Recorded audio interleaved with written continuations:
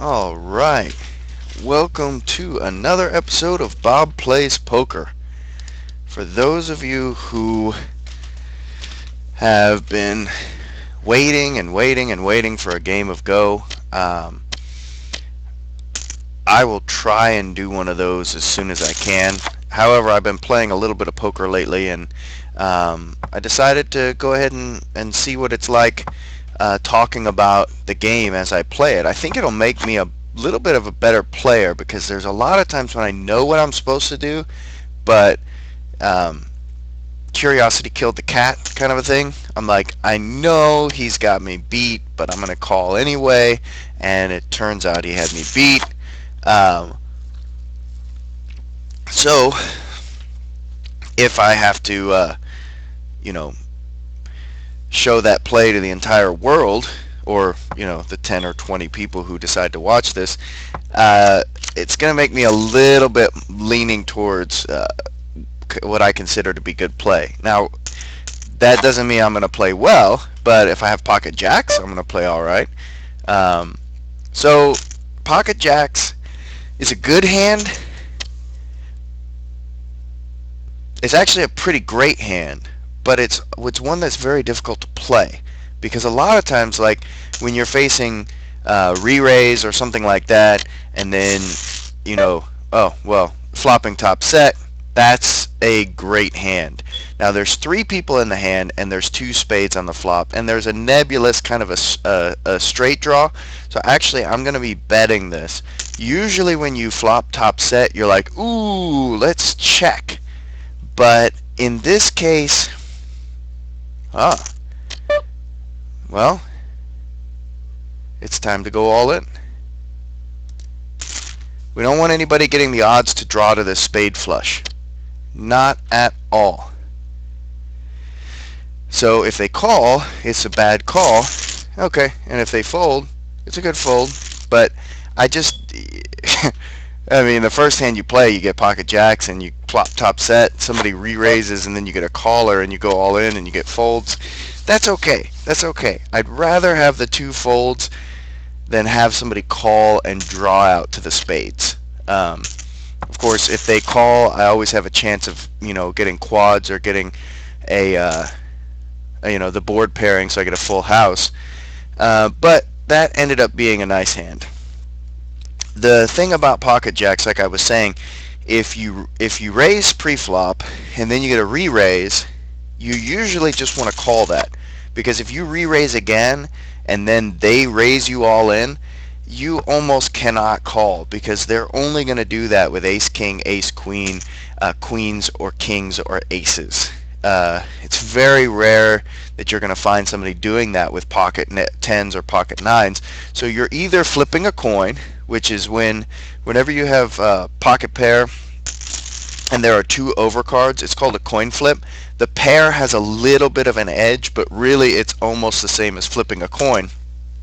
You don't want to flip a coin for your entire stack, especially if you feel like you can do better if you're actually playing hands. Post-flop, you're going to outplay your opponents. You're going to have more of an edge than 50-50. So you don't want to flip for your entire stack. And if you have an overpair, like queens, kings, or aces, jacks are just completely crushed, and you're dead. Okay, so now we got a flush draw, but it's not the best flush draw. It's a pretty good flush draw. We got a bet. We got three people to act behind. Normally, I'd kind of fold this. You're getting 3-1, so if you hit your flush, you're really good, but two other people to act, you want to fold. But I have a nice big stack. I can take a little bit more of a risk. He's saying he has a real hand, so if I... Well, notice that player 2, he won a big pot. Oh, that was me. Player 1 has won 2 pots so far, so he's very aggressive. But I was getting 3-1 on my money both times, and I can expect to make more than that if I catch my flush. I'll make one more bet plus a little bit more. You're about 1 and 4 to hit your flush. It's a little bit less than 1 and 4 against. 4-1 against. So all I would have to do is make another bet on top of that, and I would make my money back. Then on top of that, if I get more than that, that's how you make a profit in the long run. Um, Against an aggressive player, I'm likely to make my money back. And it looks like one is a pretty aggressive player, but we'll have to see. See, that's a coin flip, and you don't want to do that, especially early in a tournament. So you generally want to be playing small pots unless you have a big edge. You want to, if you have 65% or more, then you kind of want to push it. But even then, you don't want to play for all your chips at 65%. You'd rather win a small pot than lose a big pot. So I was pretty happy with the fold when I had the jacks. Already we've got 3 players with pretty nice stacks, and one player's out. One player's doing all right. He's given his money to everybody. He's just happy to be contributing.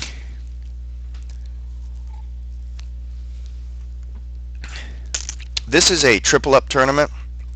It means that everybody puts in $3. 3 people get $9. And you'll see this a lot in tournaments like this. Because I'm on the dealer button, I can call with ridiculous pot odds, 6 to 1.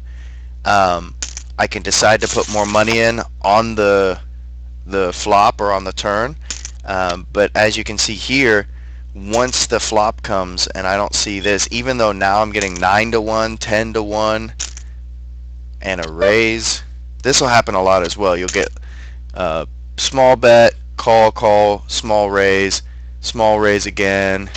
Just weird play, where when he raised an extra 20, he's basically giving 14 to 1 odds to anybody who's wanting to call him.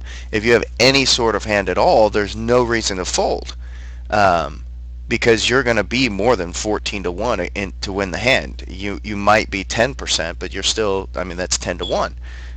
So a raise of, well, see, now here's a big bet.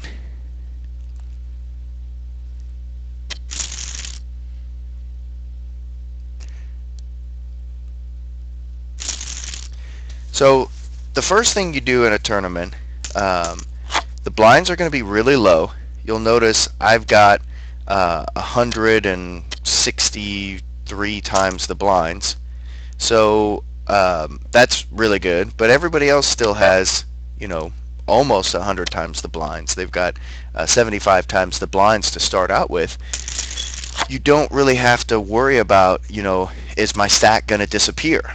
As the blinds start to creep up, when you get to 1530, then 2550, and especially when you get to 5100, around that area, the game starts to shift. You start out, you want to play solid values and try to extract as much value as you can when you get your hands. An exception to that is when you're in late position, you can start to open up a little bit more if nobody's raised before you. In this case, I'm going to come in with a raise. You can limp in, and what you're trying to do is you're trying to hit a flop, see the flop cheaply. Like if I get a re-raise here, especially from these guys with smaller stacks, I'm going to be folding. You might take the blinds. If you don't take the blinds, you could hit a draw. Whether you hit your draw or not, a bet on the flop can take the pot. If the bet on the flop doesn't take the pot, you get out of the hand. Unless, of course, you hit your draw, then you get a monster. You could double up. So those are some things you can do when you're in later position. The thing about position in poker is it is vital. When you are out of position, you want to have a hand that compensates for that. Because every time the betting round comes, every time you see a new card, if you're in position and the dealer button, they have the best position in the house, they get to see everybody else before they make their decision. And when they have a medium strength hand and they see bet, raise, all in, they can say, my hand's probably not very good. When they have a medium strength hand, or let's say they have absolutely nothing and they see check, they can think maybe a bet's going to be worth something. Of course, if you have that many people in the pot, you're not going to bet as a bluff. So let's say you have top pair, top kicker, and you have 2 or 3 other people in the pot, and this guy bets and this guy raises and then this guy calls. Top pair, top kicker is no good. But if you see check, check, check, you're going to want to bet that because you're probably going to get some value from it. So the guy in position has the most information. Therefore, he doesn't necessarily need to have as good a hand because the added information balances everything out. In fact, a lot of people would say the position balances in favor of position versus the hand. You can have a weaker hand in position and you're stronger overall. So you don't want to get into pots out of position. When you're out of position, you generally want to raise more pre-flop to get the hand taken care of in order to make sure that you don't see a flop and have to act every street out of position from that point forward. So position is one of the first factors that you need to make sure you take care of in poker, that you be aware of, that you take it into account in every single hand that you're in. Another one is stack size.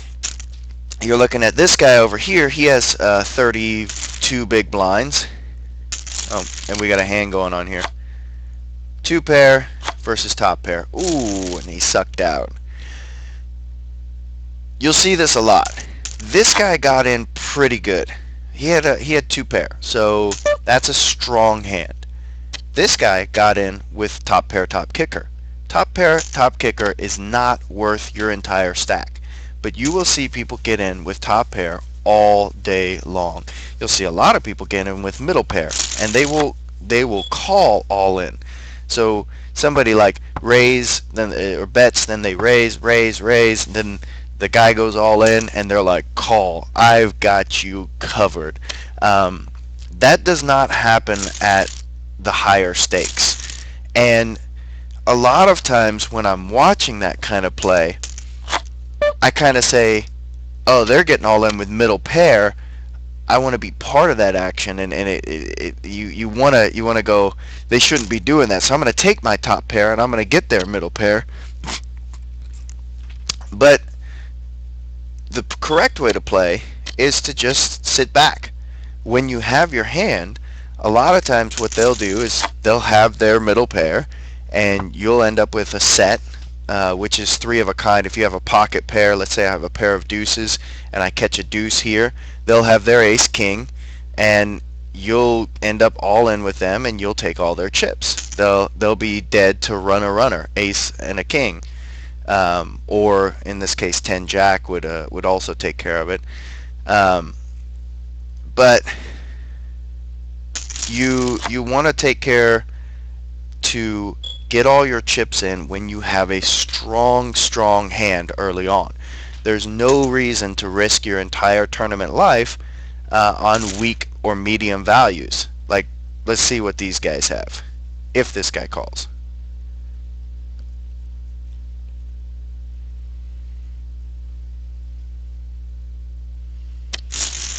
Nope.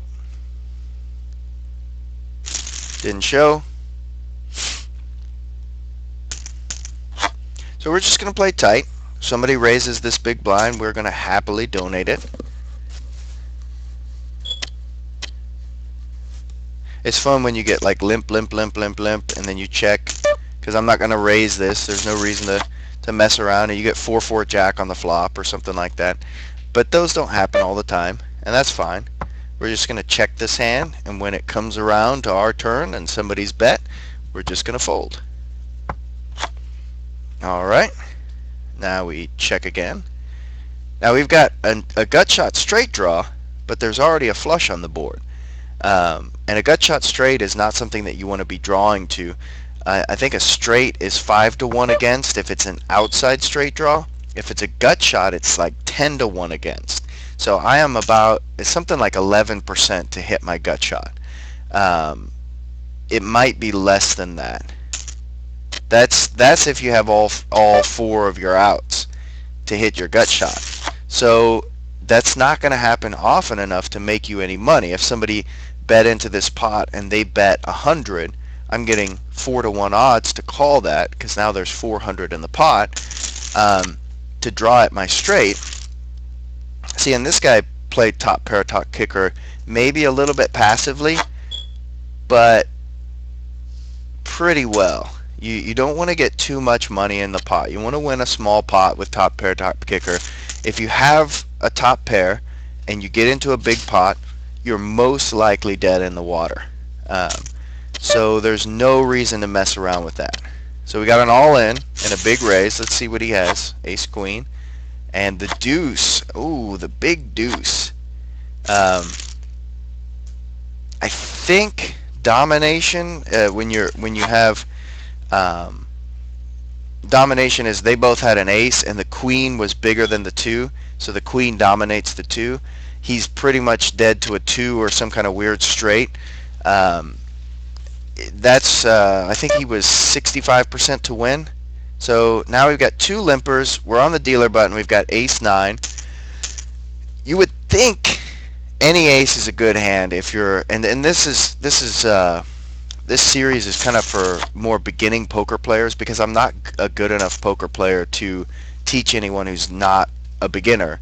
But I think I can teach beginners quite a lot. In this case, 240, we're almost getting 10 to 1.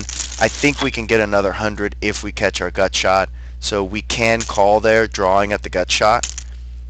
And we can actually call again, drawing at the gut shot. Probably not going to hit it, that's fine.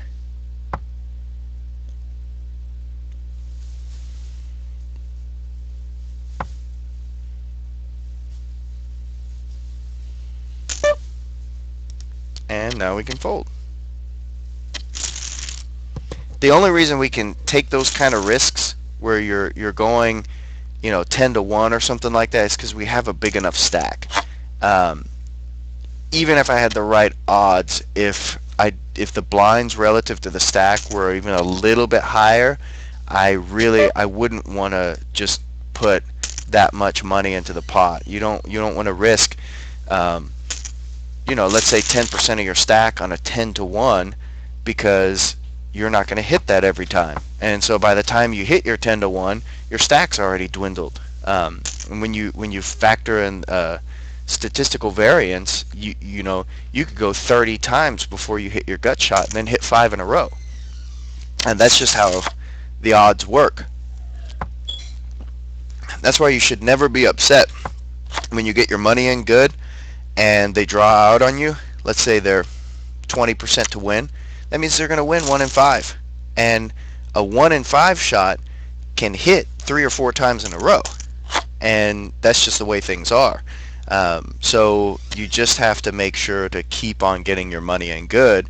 And over time, even though you'll have that variance, it will balance out in your favor. Poker is about making the right kind of bets. I don't really like gambling because the odds are on the house. When you play poker, I've got $3 I put in this game, and I also paid 30 cents to the poker site, so I know exactly how much I paid to the house in order to play the game. And then the odds are in whoever's favor puts the bets in at the right time.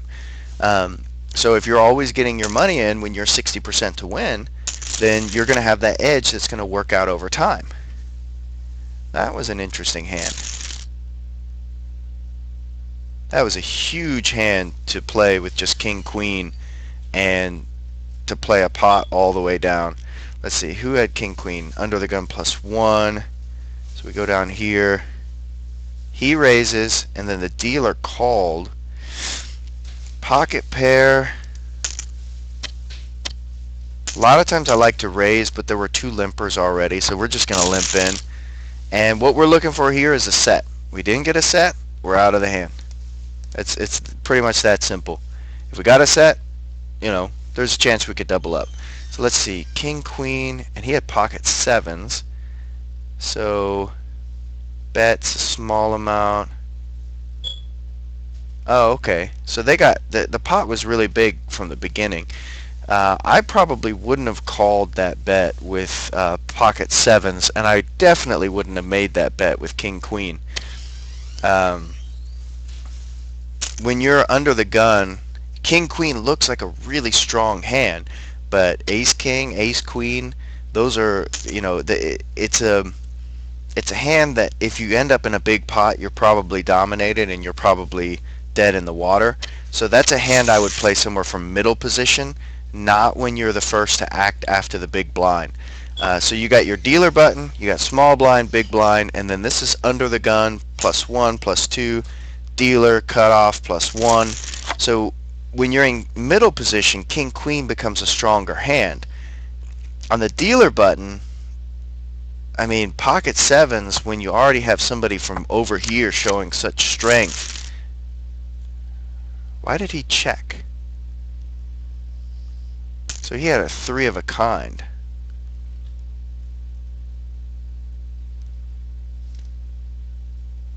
Was there a flush? Or was he just trying a tricky check? Yeah, there's a flush on board.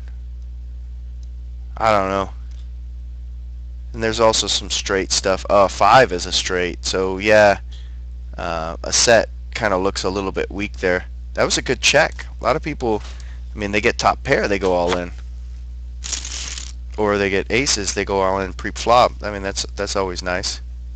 Looks like he bet, and then he probably shoved. Okay, so the blinds have gone up a little bit. And if you look, we're about 48, 49 big blinds, so that's almost 50. When you have 20 big blinds or more, you have a pretty healthy stack. We don't have to worry about trying to make things happen. When the big blinds get up to 75, 150, then we're going to have less than 20, and we're going to start shoving all in with medium value hands from the big blind or from the dealer button or the cutoff, not from early position. We're still going to play pretty tight there. But you'll notice over the course of the game, you transition and you start to become more aggressive with lesser holdings. Right now we're just sitting back waiting for opportunities. And at one point that starts to change, because the blinds will end up eating up your stack if you just sit back and wait when the blinds are 100, 200. And what you'll see is in the beginning of the tournament, you'll see people play too loose and they'll get knocked out. And then you'll start to see people play too tight and then they'll get blinded off. The key is to avoid both swings of the pendulum. You want to sit real tight in the beginning, wait for all the really loose players to jive off all their chips, and then once they've done that, hopefully you've gotten some of those, like when we had that I bet the flop with a set of jacks, and then this guy bets he raises, and then you get a call. I mean, they were playing a huge pot, and then all of a sudden they folded. So I don't exactly know what they were doing, but I would not call that tight play.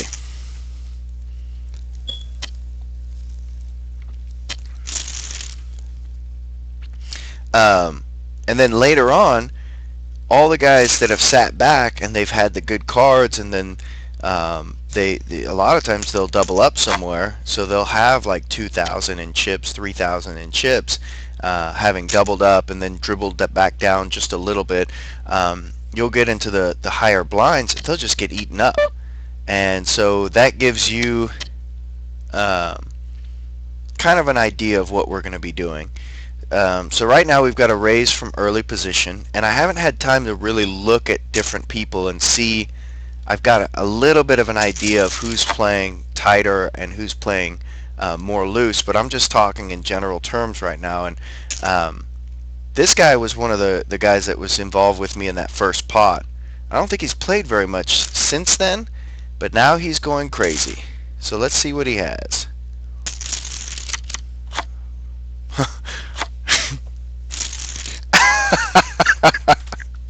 And that happens.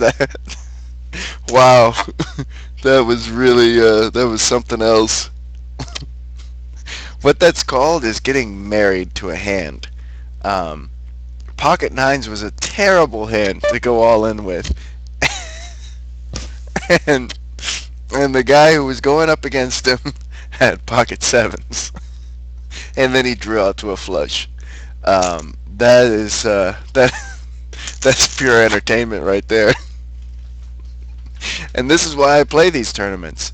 Um, Actually, one of the reasons why I play $3 tournaments is you don't want to risk a certain amount of your stack, more than a certain amount of your bankroll on any one tournament. And I'm trying to build up to where I can get into higher ranges. I started with $140, got down to 90, got almost all the way up to 300. Then I just had this time where I was just playing terribly. Oh, there's your set, and this guy didn't even have a pair. See, we don't have to do much here. People are going to knock themselves out early on. 1, 2, 3, 4, 5. So we're down to 2 people out. This guy is the short stack. So whenever I'm on the small blind and he's on the big blind, especially since I've seen him play a little bit more tight, I'm going to see if I can put some pressure on him. Just slowly start to work on that stack. Everybody else actually has me covered.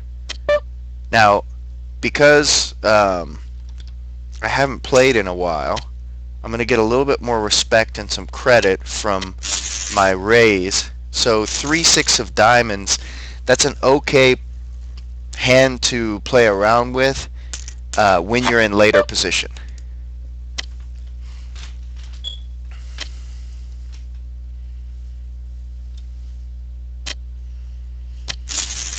I don't want to just sit here until we get into the middle game when the blinds are up higher. If I can, I'd like to keep the blinds from eating at my stack, and if I can grow a little bit, that'll be fine. If I can chip up.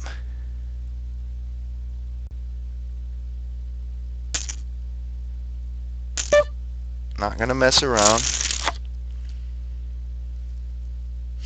And we don't have a piece of this flop. Now if it goes check, check, check, check, and then we get another check here, I might throw in a bet, because depending on what card comes on the turn, because these guys, they have been a little bit more tight. I mean, the whole rest of the table has been pretty tight, but we get an overbet of the pot. I'm pretty sure we're gonna get 3 folds. Yeah, I'm not entirely sure what that was. If it was a bluff, it was a weird one, because really all he had to bet was like 150, and he would have got the same result.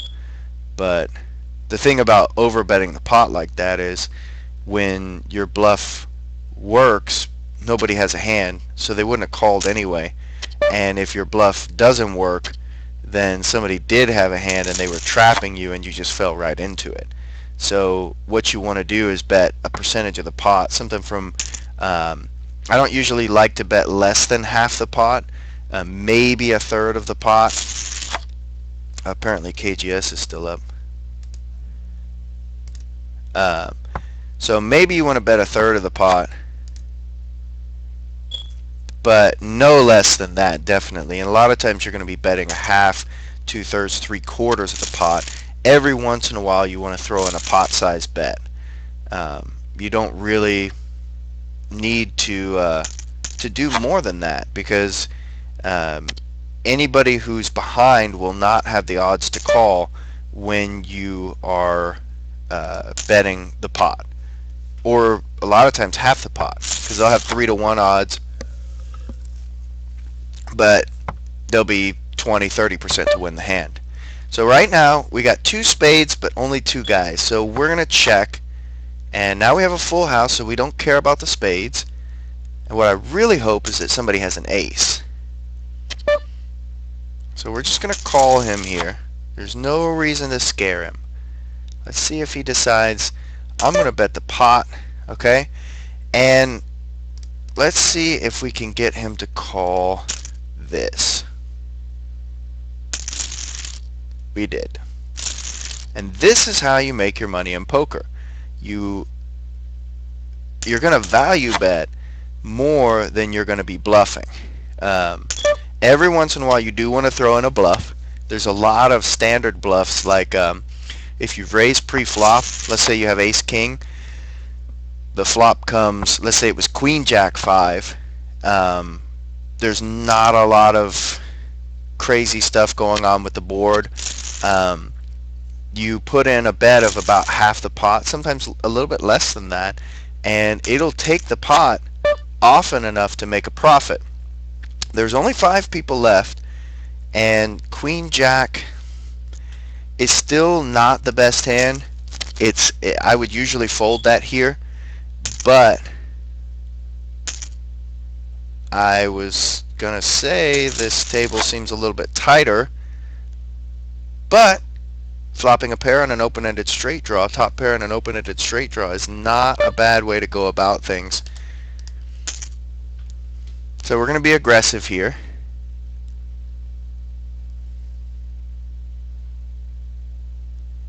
Of course, if somebody has king, ace king, they got me beat, but they would probably have re-raised pre-flop. We'll hear about it right now.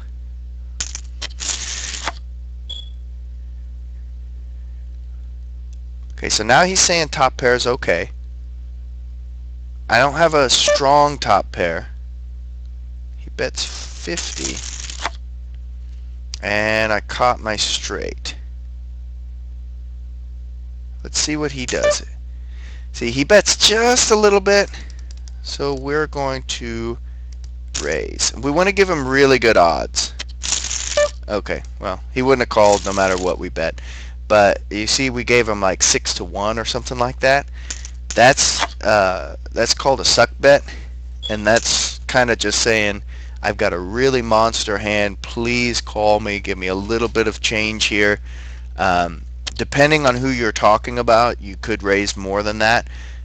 If you have like a loose aggressive player, you know, that bet on the river might induce them to call all in.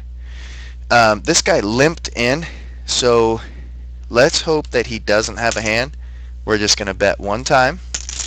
Okay, and now we're out of the hand. Now we've got a gut shot straight draw, so if he doesn't bet, and he does bet, if he didn't bet, we could get another shot at a card. But since he announced, I'm okay with the hand, I'm doing all right, we're not going to really mess with him. Especially since he's a tighter player. I know I said that we were going to try to mess with his big blind, but I don't want to do it with a hand like deuce 9 yet. If he starts folding a lot, like if I start to lean on him and he folds a bunch, then and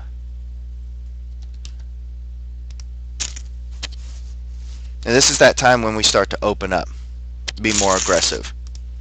Because every time we chip up just a little bit, 150 is 5% of my stack. So I do that 3 or 4 times, you know, that's 15-20% of my stack I just upgraded.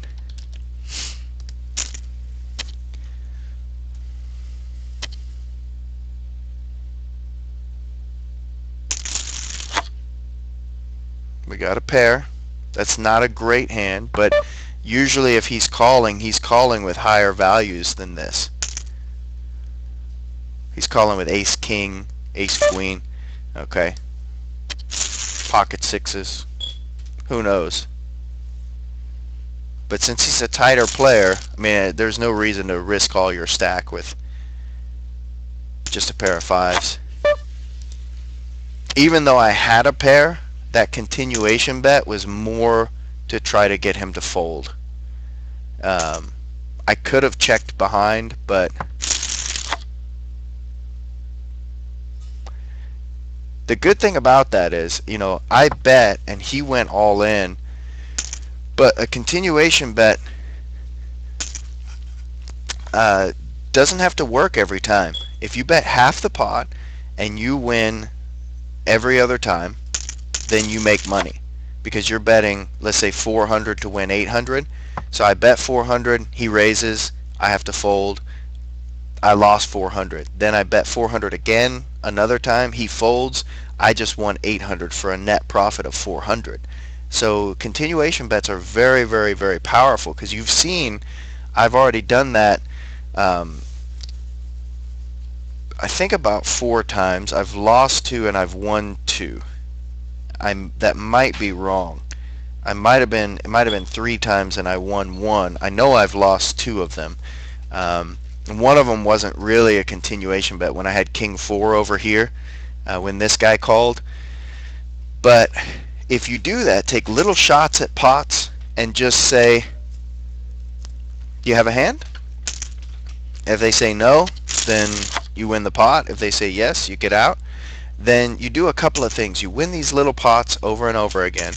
And you also become this presence at the table where they go, this guy is taking these shots at pots and he doesn't have a hand. You know, whenever he gets raised, he folds. Well, there's the time when you do have a hand and you do the same thing and all of a sudden they're raising at you when you've got the nuts. That's always a fun thing. It's also a fun thing when you're in your big blind and you don't have to do anything with 7-6 in order to make a profit.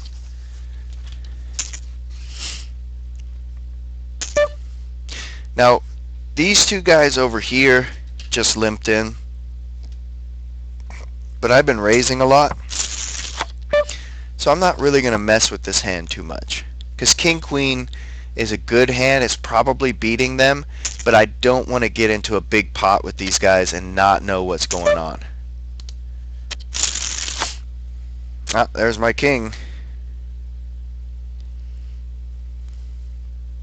But I don't have to worry about that. If they had me beat on the flop, then, which doesn't look like this guy did, but we don't know about this guy, then I didn't have the odds to call if I was beaten. If I wasn't, obviously I had the odds to call because I was ahead. But if this guy had an ace, then I was ahead.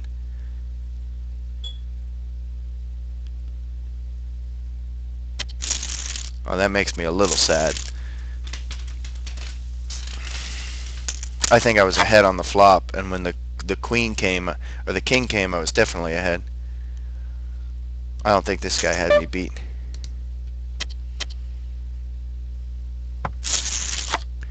But generally, when you have nothing and you get a bet and a call, you don't want to continue with the hand.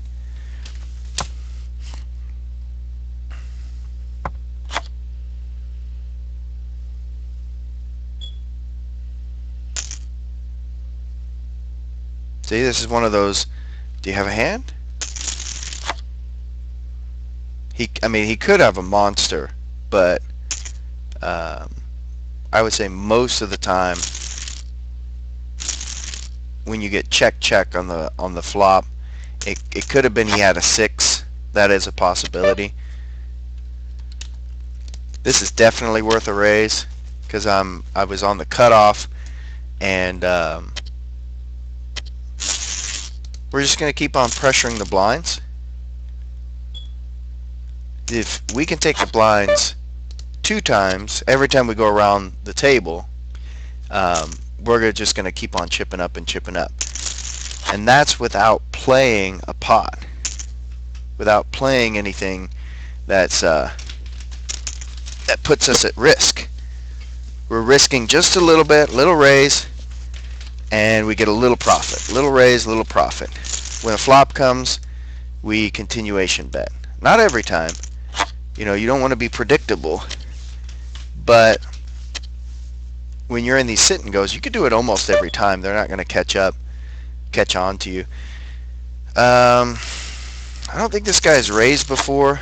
Queen 10 is definitely worth it, especially when you hit trips. I'm not really scared about the diamonds because I just have one guy. Now I'm really not scared about the diamonds. 300. Just call. I mean, it's possible he could have quads, but that's not something you really need to worry about. Let's raise him because he seems interested in this pot. We'll raise a little bit more. I mean, he could have a queen, and yeah. These are worst case scenarios that I'm talking about. They're not really something that I'm going to be all that concerned about.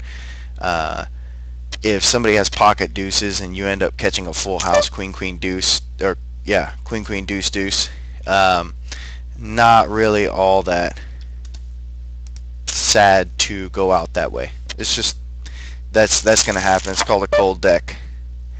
And here we're not going to continuation bet because there's too much chance that he's going to be shoving. Let's see, 200.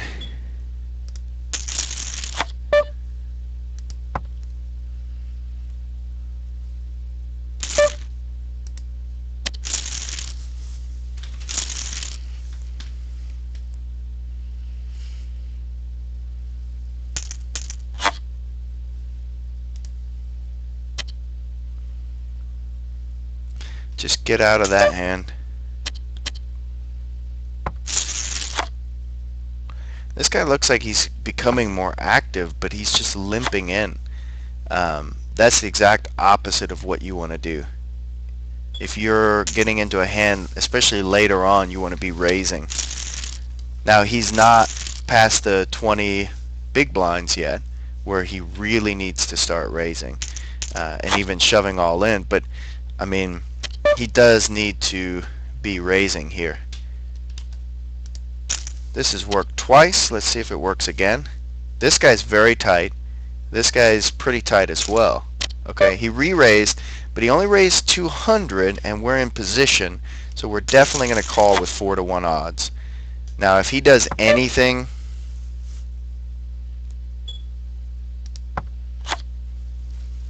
if he checks again, we'll bet at it. But I don't really want to, not against a re-raise. If he showed weakness, we'd bet again, but, you know, take a stab, see if we can win a pot. But something told me, I mean, he has something. I'm going to go ahead and mark these guys. He's definitely tight aggressive. 9's tight aggressive. 1, I can't really say. 4's pretty tight. He's not been playing a lot of hands.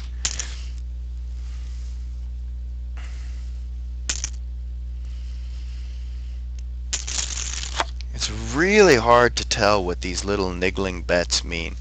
They're just like, they're just kind of, just like somebody takes a little thorn and they're just poking it in your side, just kind of twisting it a little bit. I don't know. It's almost like they checked, but they didn't. I mean, he's getting 5-to-1 odds to call.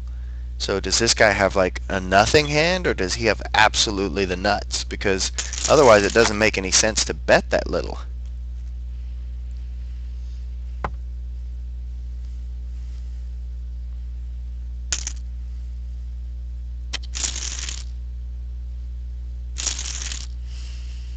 I don't know. I wish I could tell you something about what any of that meant, but I can't. It's like they're speaking a different language.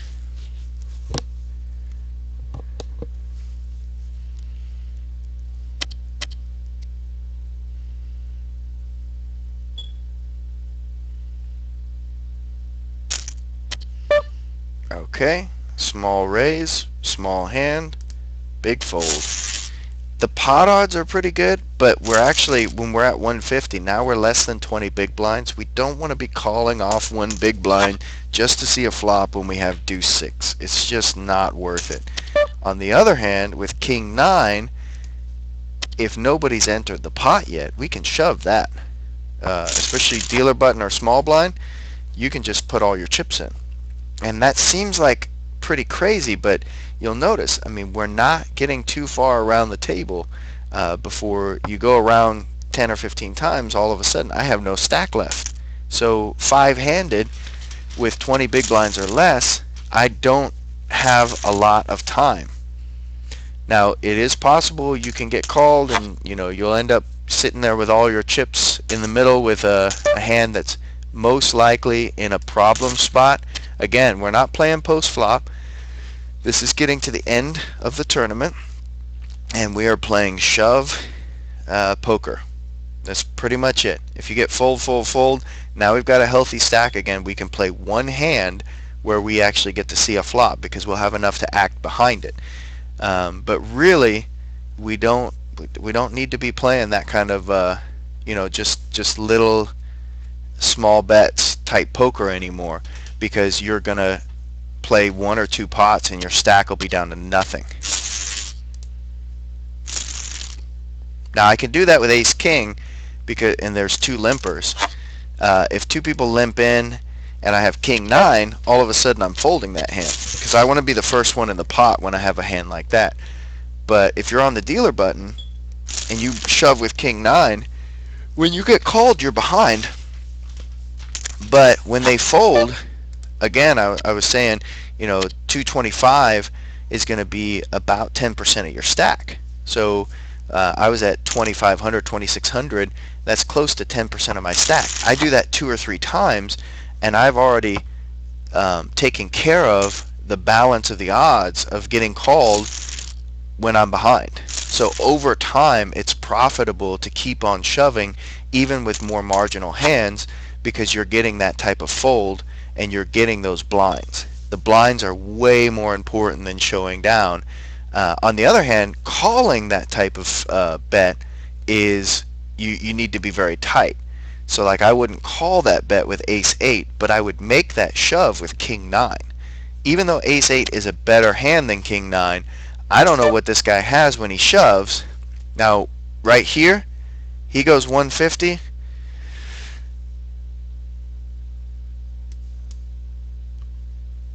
Actually, I don't have to do that. We'll play a flop. It might have been a mistake, but 300. Let's raise.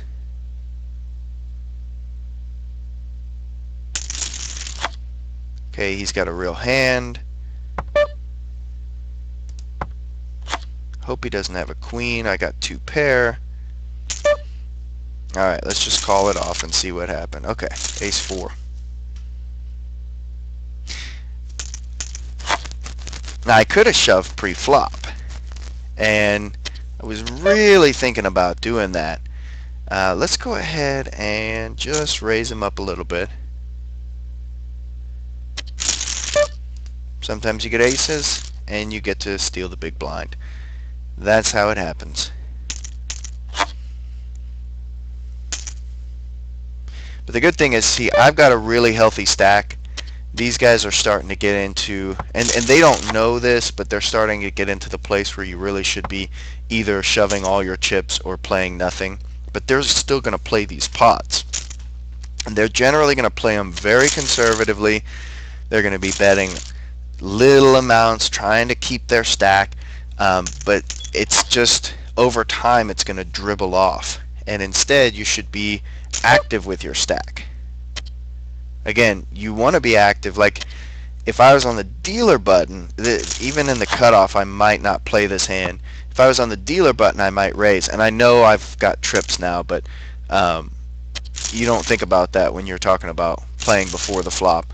When I'm on the dealer button, I can raise with that hand. When I'm on the cutoff, I can think about raising with that hand. And now, king queen becomes a big hand, even when you're on the under the gun. Even when you're under the gun.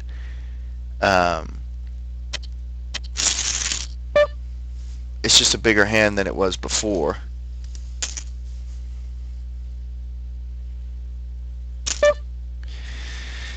Okay, he's saying he has a hand.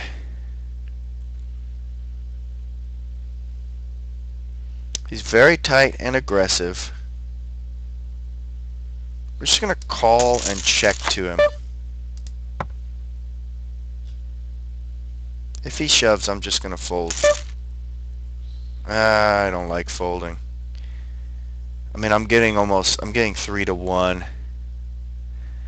He's probably got me beat, but when you're later in the tournament, this guy's just been playing so tight. It's just... Okay, let's think about this.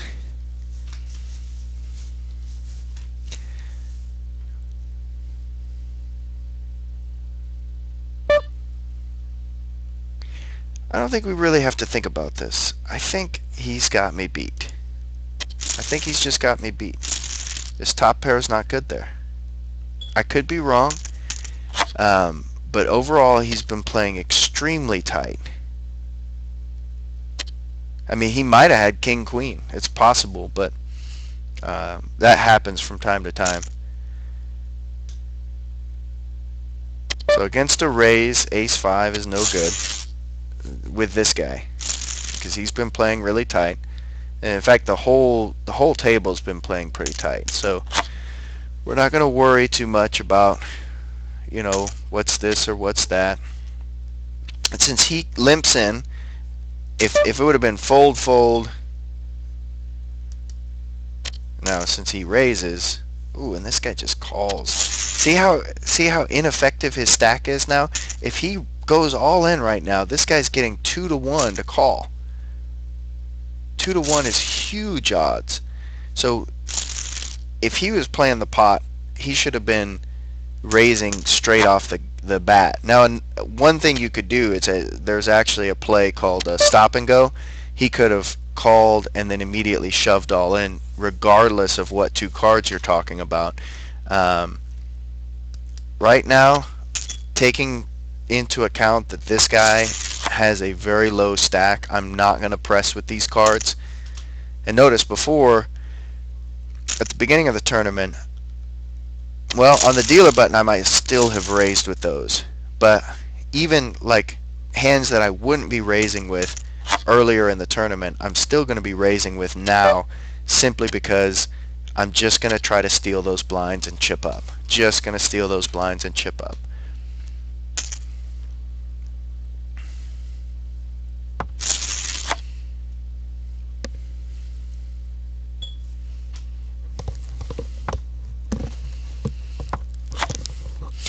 Now, like that pair of kings that we had before, where this guy went all in, if I knew that he was opening up his game the same way that I am, I would have been tempted to call there because top pair is really strong later in the tournament. If he happens to have a monster hand, you know, 2 pair or something like that, then that's okay. You know, that's just the way things are. A lot of times you're going to get, you're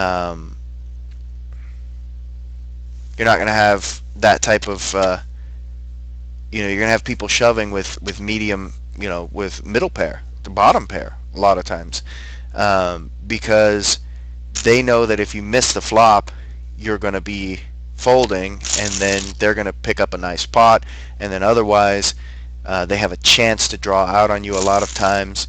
So, you know, the flop is, I think it's 3-to-1 against pairing. If I have a queen and a 6, 3-to-1 against pairing either the queen or the 6. And so most of the time, I'm going to be missing the flop, and I'm going to be folding to a shove. So people who take that into account are going to be putting that in their game, and that gives me, when I have top pair, a lot more leverage to call. But these guys right here, they're still playing that same tight game. And I have to remind myself of that because I know that I need to be pushing. And pretty soon, I'm getting back into that shoving range. Just shove your chips in and see what happens. And these guys are going to be, they're going to be folding tight, folding tight, folding tight. And when they call, they're going to have ace, king, kings, aces, something like that. And that's fine. You know, I'm going to have to suck out against aces once or twice in a tournament, or hopefully not twice on aces. Woo.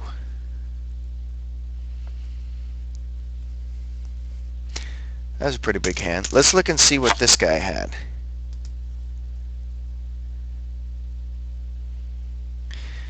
And here, well, our hand is a little bit better than random. So let's just go ahead and see what he does. Alright. He should have called, but, you know, he would have been behind us, it looks like, if he folded that. Unless he's still being just as tight. He's just waiting for those aces. It's just not the time to do that. The blinds are going to eat you up.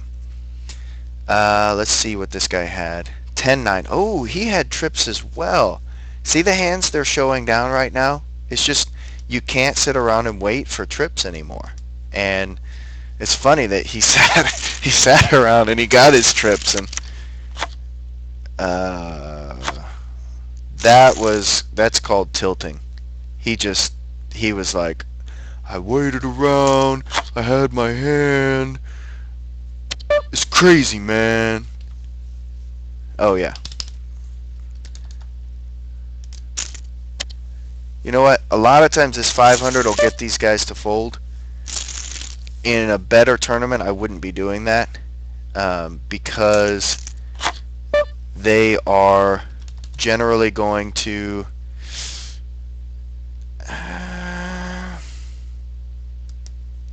let's just fold. This guy's got 253 left. We're going to wait till the blinds come around and just tear him apart. We don't really have to play poker anymore. You know, it's a triple up, so there's 3 big guns and 1 hummingbird, and this guy's got a bazooka, I've got an elephant gun, and he's got a Colt 45, and we're all just gunning for this guy.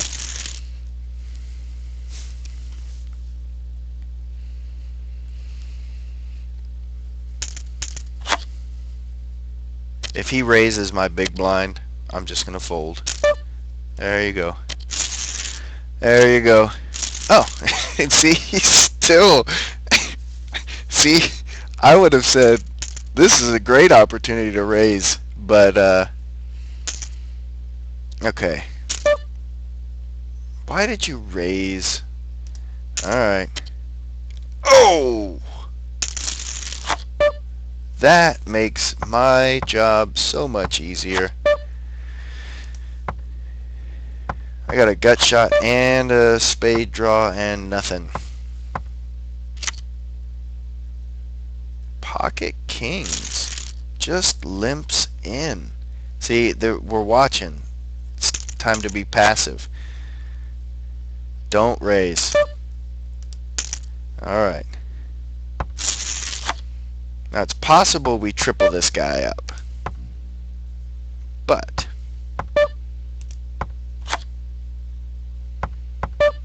more likely one of us will have him. I lost. That is so sad to lose that hand. And we tripled up. Okay, so what I'm going to do, I might do one more tournament, but I'm not going to do it on the same cast, just to give you guys the opportunity to stop watching when you want to. We tripled up. We won that tournament. I think I made a few little mistakes in there, but overall I feel like we played pretty well. Let's see if we can do it again.